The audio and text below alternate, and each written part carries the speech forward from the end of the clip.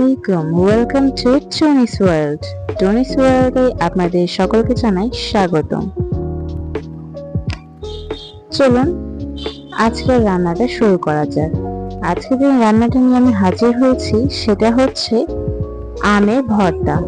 ছোট ছোট আলু দিয়ে আমের ভর্তাটা কিন্তু খেতে বেশ দারুণ লাগে। আপনারা কেউ খেয়েছেন কিনা কমেন্টে নিশ্চয়ই জানাবেন। আমি আলুগুলোকে কুচি করে ছোট করে কেটে নিয়েছি, যদিও এগুলো ছোট আলু, কাটার কোনো প্রয়োজন নেই, তবুও কেটে নিয়েছি।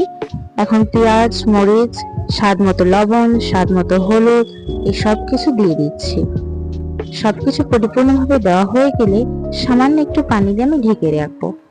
প্রথমে পানি দেওয়ার খুব একটা প্রয়োজন নেই। পানি যখন এরকম বলক হয়ে উঠে আসবে, ঠিক সেই সময় একটু নেড়ে চেড়ে নিতে হবে যাতে নিচে লেগে না যায়। আর অবশ্যই খেয়াল রাখবেন বেশি জোরে চালটা কিন্তু দেবেন না, একটু হালকা আঁচে নাড়তে হবে। পানিটা যখন শুকিয়ে আসবে তখন আমি একটু তেল দিয়ে নিয়েছি, দিয়ে একটু এভাবে দেখিয়ে দিচ্ছি কেমন হয়েছে। এরকম ঝরঝরে থাকবে। এখানে আমি রসুন ইউজ করেছি, গোটা রসুন দিয়ে দিয়েছি বেশ খানিক। তারপর এটা ভালো করে নেড়ে চেড়ে রাখবো, রেখে ঢাকনা দিয়ে দিব। কিছুক্ষণ বাদে যখন এরকম লেগে আসছে তখন ভালো করে আবারও নেড়ে চেড়ে নিতে হবে যাতে কড়াইয়ে নিচে লেগে না থাকে। আমি এখানে আমটাও দিয়ে দিয়েছি। এই রয়েছে আমার কাঁচা আম, হালকা একটু পেকে পেকে গিয়েছে, তবে সমস্যা নেই, আধ পাকা কাঁচা আমগুলো চলবে। এই আলুর যে ভর্তাটা হয় এটা কিন্তু টক স্বাদ যুক্ত হয়। আমার ভাজা নিয়ে শেষ, এবার আমরা এটা পিষে নেব। আর পেশার সময় কি রাখবেন, একটু ভালো করে পিষবেন, না হলে আলুর চোচাগুলো যদি থেকে যায় তাহলে খুব একটা ভালো লাগবে না। তো আমরা আলুর চোচা যেন না থাকে তাই একটু ভালো করে ডলে ডলে পিষে নেব।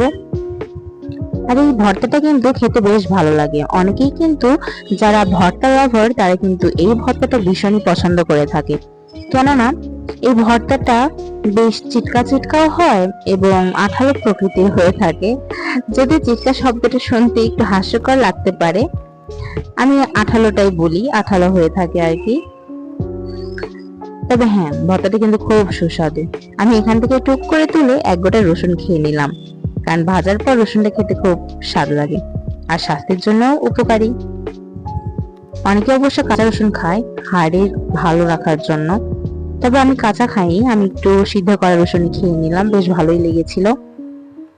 এখন আমি আমটাও দিয়ে দিয়েছি। এখন এই আমটা সুন্দর করে সিদ্ধ করে নিব। এই আম সিদ্ধটা দেখেছেন, এই আমটা কিন্তু আপনি চাইলে খালিও খেতে পারেন, বেশ ভালো লাগে। একটু লবণ মরিচ দিয়ে যদি আপনি আমটা করে মেখে খান দেখবেন